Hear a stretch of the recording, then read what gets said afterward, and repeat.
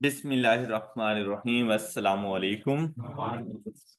आज के लेक्चर में हम लोग डिस्कस करेंगे चैप्टर नंबर 1 और 2 से रेलिवेंट जो टेस्ट हुआ था हमारा, कोऑर्डिनेट सिस्टम्स एंड इक्वेशंस। इसमें हमारे पास इन टोटल 20 MCQs थे।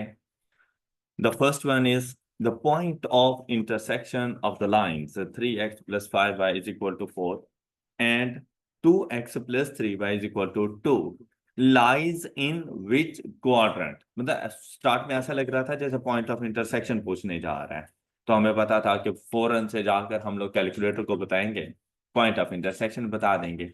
लेकिन उन्होंने कहा कि ये कौन से क्वाड्रेंट में लाया करता है, तो मुझे वैल्यू से कोई गर्ज नहीं है, मुझे गर्ज है उनके साइन से, क्या पॉजिटिव साइन है या नेगेटिव साइन है। लेकिन उसके लिए भी तो पॉइंट ऑफ इंटरसेक्शन फाइंड करना पड़ेगा।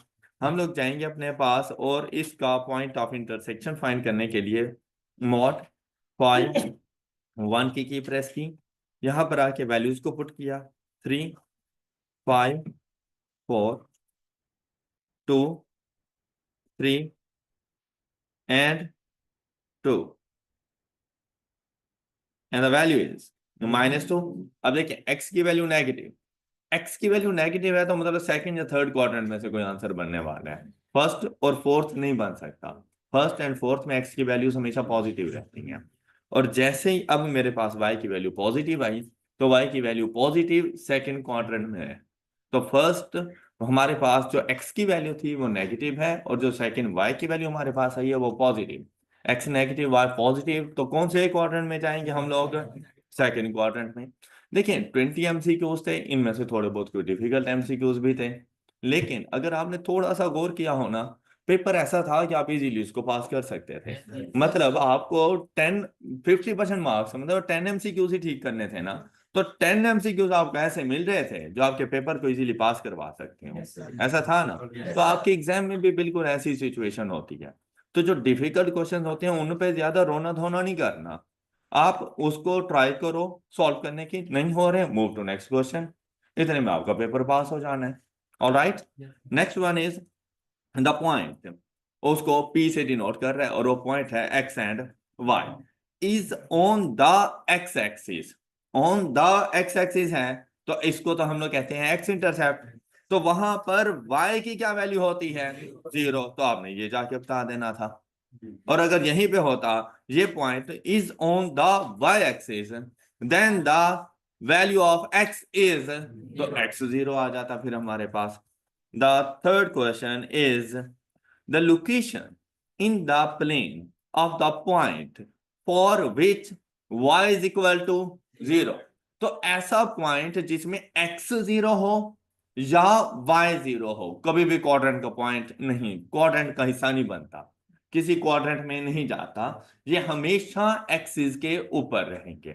अब अगर x 0 हो तो वो रहता है y एक्सिस के ऊपर, और अगर y 0 हो तो रहेगा वो पॉइंट हमेशा x एक्सिस के ऊपर।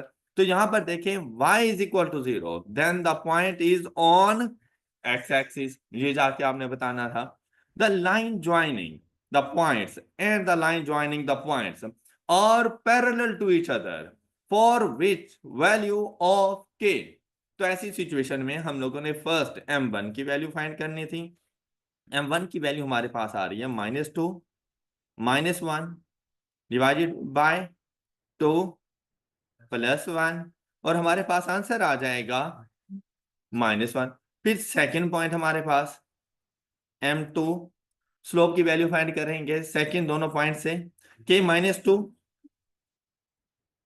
डिवाइडेड बाय 2 -1, तो हमारे पास आंसर क्या आ जाएगा? k -2। अब देखिए दोनों लाइंस क्या हैं एक दूसरे के, तो क्या कंडीशन होती है? Slopes are equal, m1 = m2 k -2। तो यहां से जब जाकर k की वैल्यू फाइंड की तो हमें आंसर मिला 1, जाके टिक कर देंगे। यहां पर थोड़ी सी कैलकुलेशन जरूर थी, लेकिन क्वेश्चन कोई डिफिकल्ट क्वेश्चन नहीं था हमारे पास। Next one is question number 5, line joining the points. और अब हमने बताना है कि ये परपेंडिकुलर्स हैं, पैरेलल हैं, कंकरेंट हैं, नन ऑफ दीज हैं। भाई कंकरेंट तो हो नहीं सकती। कंकरेंट कौन सी लाइंस होती हैं? एटलीस्ट 3 लाइंस, टू लाइंस कभी भी कंकरेंट नहीं होती, इंटरसेक्टिंग हो सकती हैं, पैरेलल हो सकती हैं, परपेंडिकुलर हो सकती हैं, लेकिन कंकरेंट नहीं हो सकती। कंकरेंट लाइंस की डेफिनेशन होती है at least 3 lines having same point of intersection, at least 3 lines having same point of intersection or known as concurrent lines। तो ये concurrent तो हो नहीं सकती। हाँ पैरेलल और परपेंडिकुलर, तो हमें किस चीज से पता चलेगा कि ये पैरेलल है या परपेंडिकुलर? तो हम इनके स्लोप की वैल्यू फाइंड करेंगे।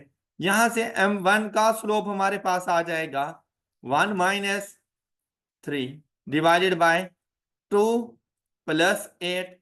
तो यहां से स्लोप की वैल्यू हमारे पास आ रही है -2/10। अब यहां से जब फाइंड की स्लोप की value m2 is equal to -1 minus 0 divided by 11 minus 6। तो यहां से हमारे पास आंसर आ जाएगा -1/5। और इसको सिंप्लीफाई करो तो आंसर क्या आ रहा है 1/। अच्छा कुछ लोग होते हैं कि अगर सपोज इसको कैलकुलेटर पे बताओगे ना 1/1 माइनस 3 डिवाइडेड बाय 2 प्लस 8, तो उसने एग्जैक्ट आंसर आपको करना है -1/5। लेकिन अगर आप खुद से इस तरह सॉल्व करने लगो तो कुछ स्टूडेंट ना -2/10 पे जाके रुक जाते हैं। जहां से आंसर आ रहा है -1/5, तो कहते हैं ना तो सेम है ना ही एक दूसरे के रेसिप्रोकल एंड इनवर्स हैं, तो वो कहते हैं नन ऑफ दिस, या कह देंगे इंटरसेक्टिंग। तो ऐसी लाइन ऐसी बात नहीं थी। यहां पर देखें तो m1 is equal to m2, और अगर स्लोप्स इक्वल हो तो लाइंस आर, जाके पैरेलल को टिक कर लेना हम लोगों ने। Any problem? Find the length of the straight line connecting point A and B having coordinates this and this। तो जब आपसे कहा गया ना लेंथ ऑफ स्ट्रेट लाइन, तो बेसिकली उसका डिस्टेंस पूछ रहा है कि पॉइंट ए का पॉइंट बी से क्या डिस्टेंस है। उस डिस्टेंस को उसने जरा कन्वर्ट कर दिया लेंथ ऑफ स्ट्रेट लाइन से। तो जितनी लेंथ ऑफ स्ट्रेट लाइन होगी डिस्टेंस भी तो दोनों पॉइंट्स के दरमियान उतना ही होगा ना। तो अब हम लोगों ने डिस्टेंस का फार्मूला अप्लाई कर देना था। तो डिस्टेंस का फार्मूला आप डायरेक्ट इसको कैलकुलेटर पर भी अप्लाई कर सकते थे, मतलब कैलकुलेशन में बड़ी आसानी हो जाती है, आपका टाइम भी सेव हो रहा होता है। क्या करेंगे अंडर रूट इनटू, अच्छा अब हमारे पास कौन सी वैल्यू आनी चाहिए सबसे पहले x2 माइनस x1, ऐसे ही है ना। देखिए -4 -2 का square plus y2 minus y1। आपको याद है मैंने आपसे कहा था चाहे x की वैल्यूज का डिफरेंस का स्क्वायर पहले ले लो, चाहे y की वैल्यूज के डिफरेंस का स्क्वायर पहले ले लो, कोई फर्क नहीं पड़ता डिस्टेंस फाइंड करने में। अब y2 की वैल्यू हमारे पास आ रही है 3 माइनस माइनस प्लस 5। ये बात समझ आ गई सब बच्चों को? And answer is 10। ये जाके टिक कर लेना था आप लोगों ने। Clear? Distance is equal to under root of x2 minus x1 का square plus y2 minus minus plus y1 का स्क्वायर। अब चाहे 3 + 5 का स्क्वायर पहले लिख लेते हैं तभी आंसर में कोई फर्क नहीं आना था। Any problem? Question number 7।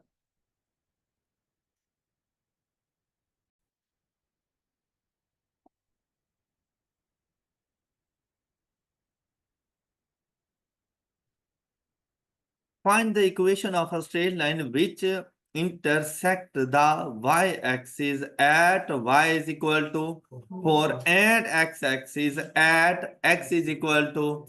अच्छा बेसिकली ना जब उसने कहा ना intersect the y-axis at y is equal to 4, तो उसने y इंटरसेप्ट की वैल्यू बताई है। और जब उसने कहा ना intersect the x-axis at x is equal to 8, तो ये आपके पास x इंटरसेप्ट की वैल्यू आ गई है। तो उसने ना दोनों इंटरसेप्ट आपको बता दिया और हमने equation of a straight line बतानी है। तो इसके लिए हमने बेस्ट रूल जो बनाया था, हमने कहा था इंटरसेप्ट फॉर्म ना यूज करना। क्या करना इसके लिए? स्लोप की वैल्यू फाइंड करना। और जब हमारे पास दोनों इंटरसेप्ट गिवन हो तो स्लोप का फार्मूला क्या होता है? Minus y intercept divided by x intercept. अब इसको जरा सॉल्व करो तो आंसर आ जाएगा -1/2। 1/2 इज इक्वल टू, अब देखो स्लोप की वैल्यू मिल गई और यहां से y इंटरसेप्ट की वैल्यू मिल गई, तो सिंपली हमारे पास इक्वेशन आ गई y is equal to -0.5 x plus 4 और जाकर टिक कर देंगे ऑप्शन बी।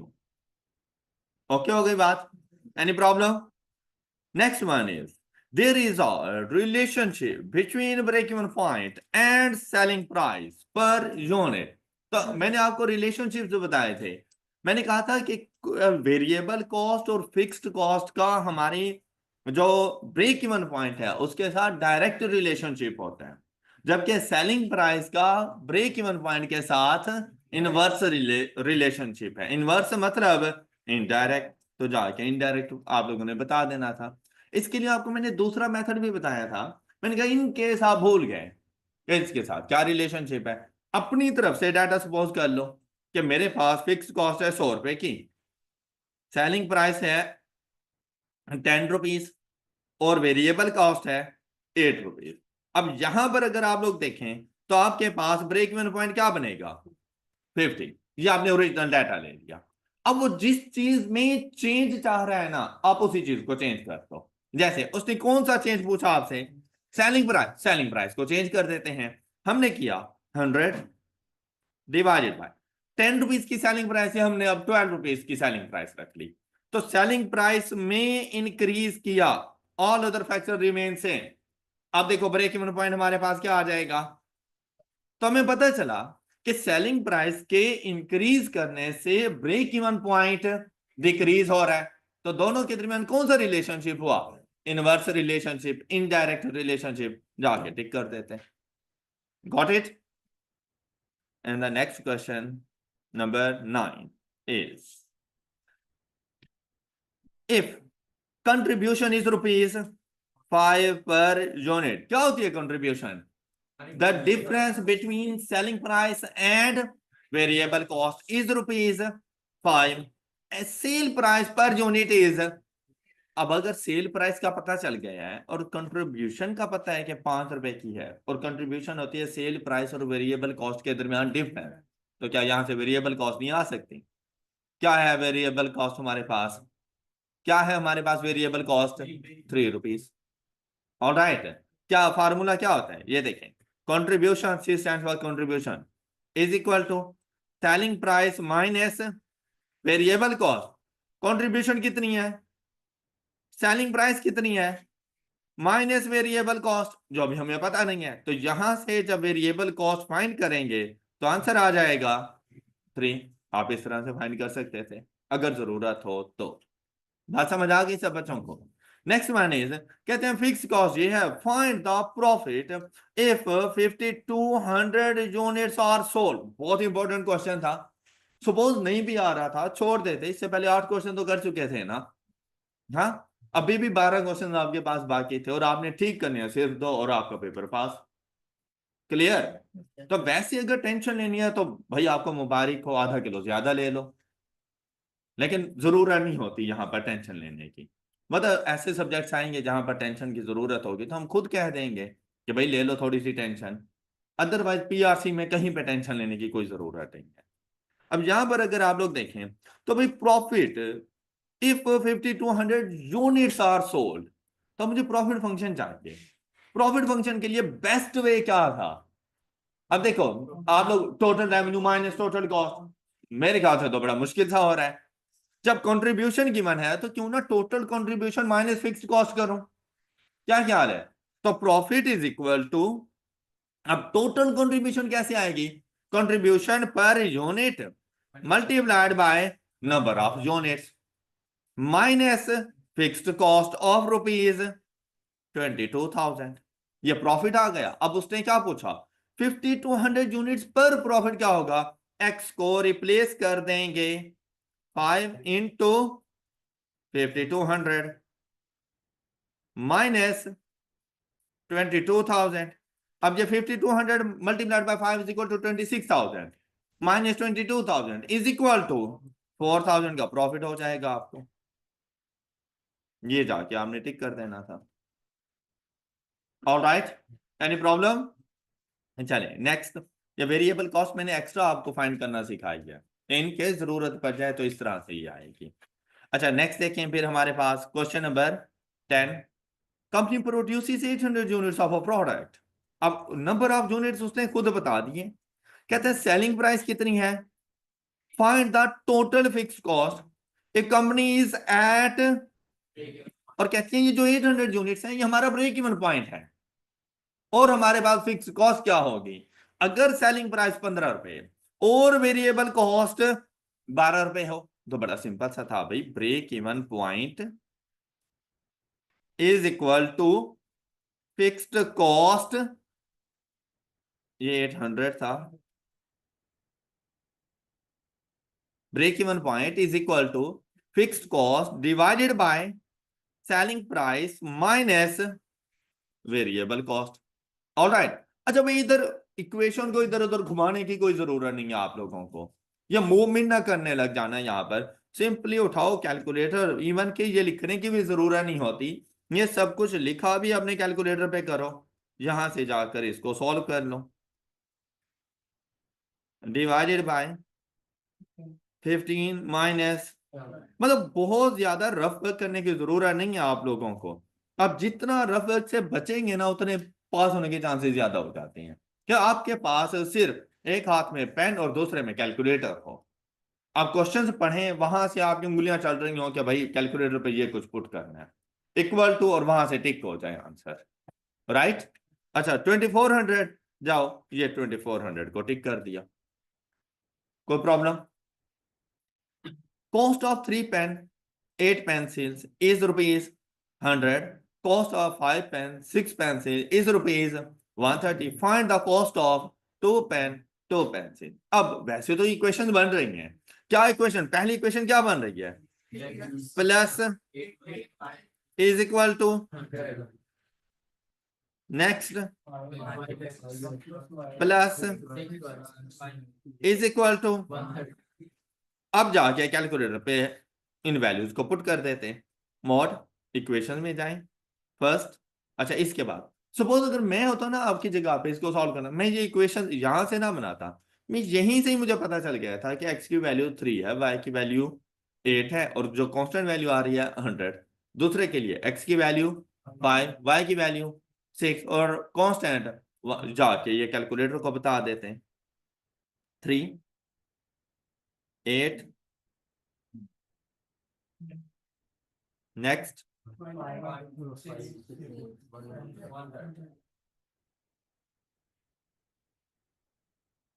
तो यहां से हमें पता चल गया कि एक पेन हमारे पास है और एक पेंसिल हमारे पास है। अच्छा ये क्वेश्चन आपने पहले भी सॉल्व किया था, याद आया?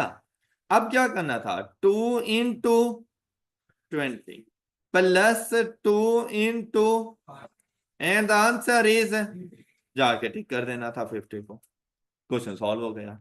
Next one, find the equation of the straight line passing through the point this and this. अब इसके लिए मल्टीपल मेथड्स मौजूद थे मेरे पास। अच्छा सबसे बेस्ट मेथड क्या है, पॉइंट उठाओ और इक्वेशन में बता दो और उसको सेटिस्फाई करवाओ, सबसे बेस्ट मेथड। अब जैसे ही फर्स्ट में आए हम लोग, यहां पर देखें मेरे पास फर्स्ट इक्वेशन, फर्स्ट पॉइंट आएगा 3 into -1 -5 into -2, and answer is, मुझे क्या चाहिए था, फर्स्ट पॉइंट तो वेरीफाई कर गया। अब ये नहीं है फौरन से सेकंड पॉइंट से पूछो कि क्या ये वेरीफाई करता है, तो answer 3 into 4 -5 into 1, and answer is 7। बस ऑप्शन ए को टिक करो, ऐसी सिचुएशन और किसी पे भी नहीं है और आपको क्वेश्चन सॉल्व हो गया। आपको कोई ऐसा नहीं है कि आप पॉइंट स्लो फॉर्म में दौड़ते फिरें और फिर उसको रीअरेंज करने लग जाएं, अदरवाइज मिस्टेक कर लेंगे और टाइम भी वेस्ट होगा आप लोगों का। कोई problem? Next question, question number 13। अब ऐसे 13 पर पहुंचने से पहले पहले आपने 12 क्वेश्चन सॉल्व किए, कितने गलत कर दिए होंगे आपने? अब आप खुद देखो, इन केस अगर यहीं पे पेपर छोड़ भी दो फिर भी पास है, कुछ कोई फर्क नहीं पड़ रहा, आपकी लाइफ पे जरा बराबर फर्क नहीं पड़ा। बस इतनी सी औकात होती है इस पेपर की, और आप लोग बैठ जाते हैं। मुझे नहीं समझ आती कि आप लोग टेंशन किस बात की ले रहे होते हो। भाई हर क्वेश्चन आप लोगों के लिए थोड़ी ना बना है। और आप कौन सा स्कॉलर बनने जा रहे हैं क्यूएम के अंदर? भाई चार्टर्ड अकाउंटेंट बनने जा रहे हैं, अकाउंटिंग पे फोकस करेंगे हम लोग। ओके, क्यूएम सिर्फ इतनी आनी चाहिए जितनी जरूरत है, उससे ज्यादा मुजरे सेहत है।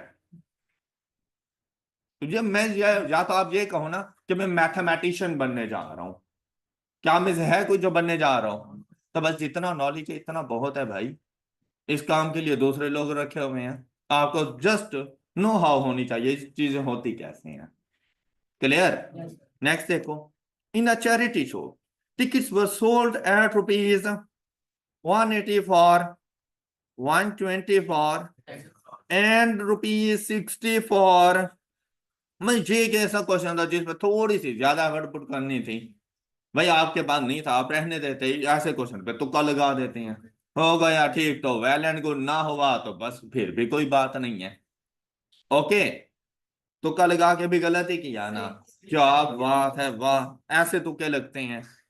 The number of seats in general enclosures was double of that in the first class, and the number of seats in the second class was triple of that in the first class if all seats were occupied except 20 seats in the first class, and the show fetched rupees 62,400. Find the number of persons who attend the show. First class, second class and general enclosures. अब यहां पर अगर बात करें तो इनके ticket की price वो क्या थी? फर्स्ट क्लास का 180, सेकंड क्लास का, और जर्नल इंक्लूजर्स। आप लोग स्टेडियम में मैच देखने के लिए जाओ ना, वहां पर भी बिल्कुल ऐसा ही होता है कि हर जगह पे बैठने की टिकट डिफरेंट है। इसी तरह सिनेमा में आप लोग मूवी देखने के लिए जाओ, वहां पर भी ऐसा ही है कि टिकट्स की प्राइसेस डिफरेंट होती हैं। अब यहां पर भी बिल्कुल ऐसे ही था, टिकट्स की प्राइसेस डिफरेंट थी। फिर हर जगह पर नंबर ऑफ सीट्स भी डिफरेंट डिफरेंट थी, मतलब equal equal number of seats नहीं है। अब नंबर ऑफ सीट्स के बारे में सिर्फ हिंट बताया गया, वैसे कुछ नहीं बताया। फर्स्ट देखें, number of seats in the general enclosures was double of that in the. तो फर्स्ट क्लास की क्या सीट का पता है आपको?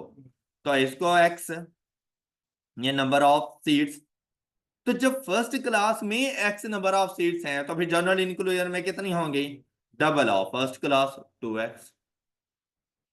ऑलराइट, तो अब देखो, कहते हैं number of seats in the second class was triple of that in the first class. तो फर्स्ट क्लास में कितनी है? तो हमारे पास सेकंड क्लास में कितनी हो जाएंगी? 3x। अब कहते हैं इनसे जो हमें रेवेन्यू मिला है इन टोटल वो 62,400 का मिला। कहते सारी सीट्स ऑक्युपाइड हैं, लेकिन फर्स्ट क्लास के अंदर सारी सीट्स नहीं है, 20 सीट्स ऐसी हैं जो खाली रखी हुई हैं। तो क्या उन 20 सीट से रेवेन्यू मिला होगा मुझे? तो फिर उससे तो यहां से माइनस कर दो ना, कि टोटल में से 20 सीट्स खाली पड़ी हुई हैं, तो वहां से तो मुझे रेवेन्यू नहीं मिलना ना। तो मुझे रेवेन्यू कितने में से मिलना है? टोटल में से वो 20 माइनस कर दो, बाकियों से मुझे रेवेन्यू मिलना है। All right. अच्छा, अब ये रेवेन्यू अगर आपने फाइंड करना हो तो कैसे करेंगे? ये देखो, 180 multiplied by x minus 20 plus second class के लिए इनटू प्लस जर्नल इंक्लूजर्स 60 इंटू, और जब इन सबको ऐड किया तो आंसर क्या बना हमारे पास? 62,400। किसी को कोई डाउट? All clear? अच्छा, अब जैसे ही हमने यहां से x की वैल्यू फाइंड की तो आपको x की value milli 100। Am I right? Yes, sir. अच्छा, अब देखें 100 क्या है? फर्स्ट क्लास में नंबर ऑफ सीट्स 100 थी, x हमने उसी को अज्यूम किया था ना। फर्स्ट क्लास में नंबर ऑफ सीट्स तो फिर सेकंड क्लास में नंबर ऑफ सीट्स कितनी होंगी? सेकंड क्लास में 3x मींस दैट 300। तो फिर जर्नल इंक्लूजर में नंबर ऑफ सीट्स कितनी होंगी? तो टोटल नंबर ऑफ सीट्स कितनी है? उसने आपसे टोटल नंबर ऑफ सीट्स नहीं पूछी। ओके, अब अक्सर बच्चे यहां पे आके ना 600 को टिक कर देते हैं, भाई नंबर ऑफ सीट्स थोड़ी ना पूछी है, इसमें से 20 सीट्स तो खाली पड़ी हुई हैं। तो लोग कितने आए थे? 580, जाके 580 को टिक कर देना था कि टोटल उस हॉल में नंबर ऑफ सीट्स हैं 600, उसमें से 20 सीट्स खाली पड़ी हुई हैं, तो बाकी तो ऑक्युपाइड है ना, तो वहां पे गधे थोड़ी ना बैठे होंगे, है ना? आप तो उस दिन छुट्टी पर थे ना, तो बाकी लोग 580 आपके पास थे, आपने जाके टिक कर देना था। Alright, next question number 14। I hope के 13 समझ आ गया सब बच्चों। Question number 14।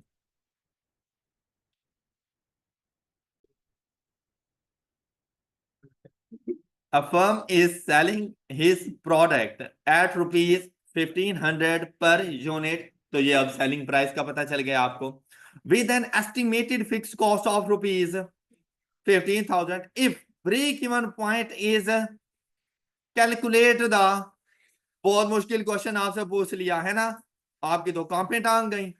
आप क्या करेंगे?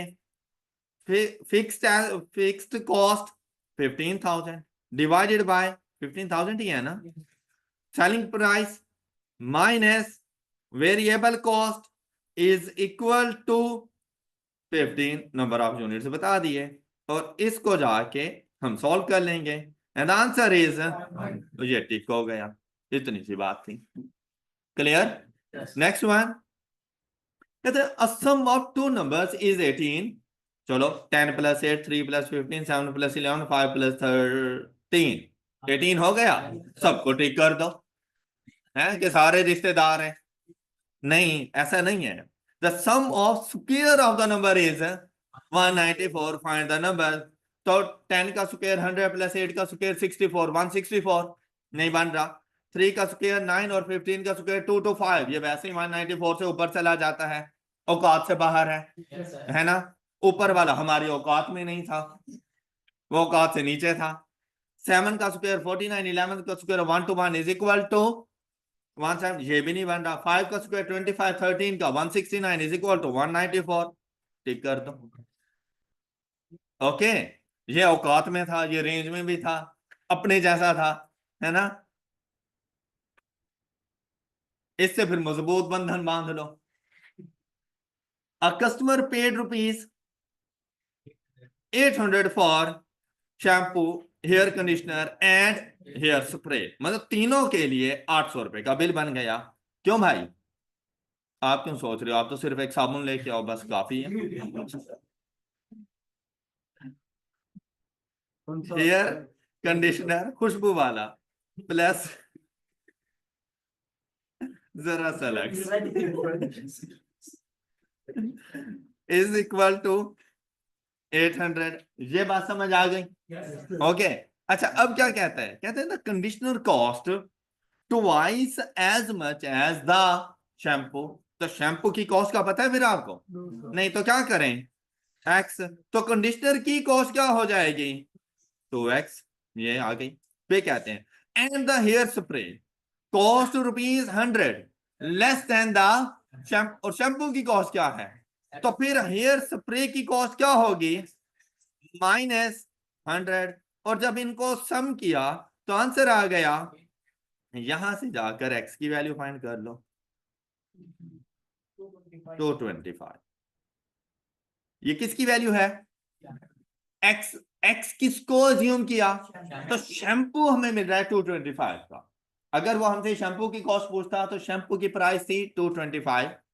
अगर वो कंडीशनर की कॉस्ट पूछता तो कंडीशनर शैम्पू की कॉस्ट का ट्वाइस था, तो हम 450 बताते। ऑलराइट, और उसने हमसे पूछा हेयर स्प्रे, और हेयर स्प्रे शैम्पू से भी 100 रुपए कम था, तो फिर आंसर क्या करेंगे? 1 to 5। Alright, next one is a boy is 24 years younger than his father, and in 2 years' time, the sum of their ages will be 40. How old is the son now. अब वैसे equation बन सकती हैं। Equation अगर बनानी होती तो हम लोग क्या कहते हैं, उसने सन की वैल्यू पूछी है ना, सन को अगर हम लोग एक्स ज्यूम कर लें तो उसके फादर की एज हमारे पास क्या बनेगी, एक्स प्लस, किसी को कोई डाउट? अच्छा यहां तक भाई ये क्वेश्चन हमारा सॉल्व हो गया।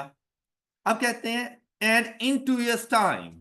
अब क्या करना है हम लोगों ने, एक्स प्लस 2 years टाइम, तो 2 2 साल ऐड करो इनकी एजेस में, तो फादर की एज क्या बन जाएगी, एक्स प्लस, बात क्लियर हो गई। क्या करना है इनको, the sum of their ages, इनको ऐड करें तो आंसर क्या बनेगा 40। यहां से जाके एक्स की वैल्यू फाइंड कर लो, जाके टिक करो।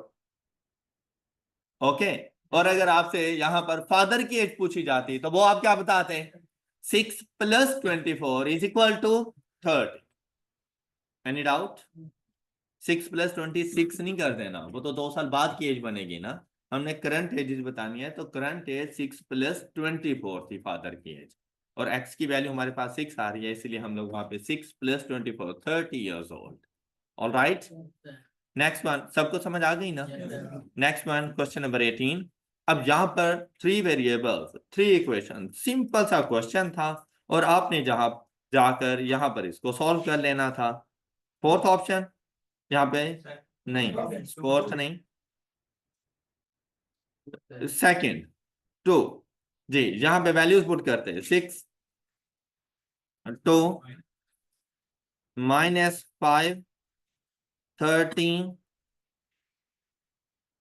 3 3 -2 13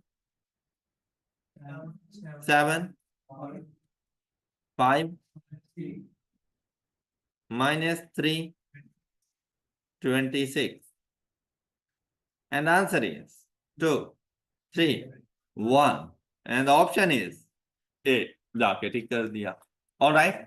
अच्छा आप खुद देखें, अगर आप एक नॉर्मल स्टडी भी करके आते हैं ना इन दोनों चैप्टर्स के लिए, तो आप लोग इजीली मैक्सिमम मार्क्स ले सकते थे। मैं ये नहीं कह रहा कि सिर्फ पास कर सकते थे, इजीली मैक्सिमम मार्क्स ले सकते थे। अगर आपने सिर्फ मेरे लेक्चर्स भी सुने हुए थे ना, आपके लिए कोई मुश्किल चीज नहीं थी।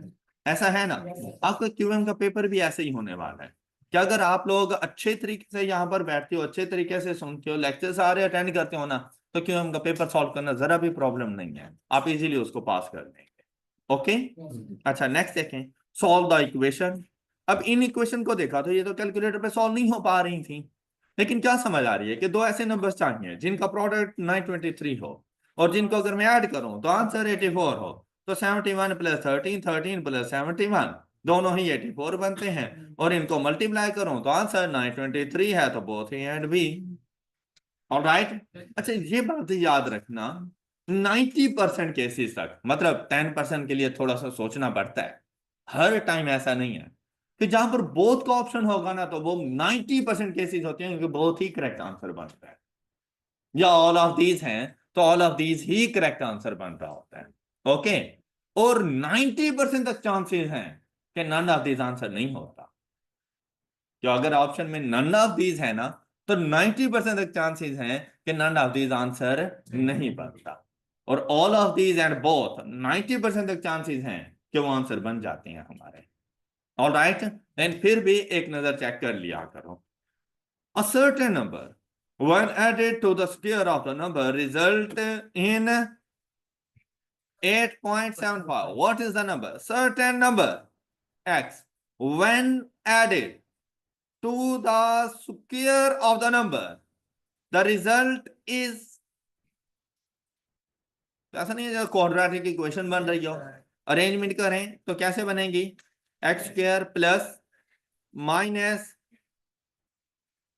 इज इक्वल टू, अब जहां पर उसने ये नहीं कहा a certain positive number, a certain negative number, उसने ऐसी कोई बात नहीं की, तो फिर पॉजिटिव है या नेगेटिव मैंने आंसर करना है। जैसे ये कैलकुलेटर को बताया आपको 5/2 एंड -7/2 आंसर मिला होगा, एम आई राइट? तो हम लोग टिक कर देंगे बोथ ए एंड बी। इसी के साथ हमारे टेस्ट की डिस्कशन कंप्लीट हुई। आई होप कि आपको काफी सारा बेनिफिट हुआ होगा इस टेस्ट के डिस्कशन से। इंशाल्लाह नेक्स्ट लेक्चर में मिलेंगे। अपना बहुत सा ख्याल रखिएगा। अल्लाह हाफिज।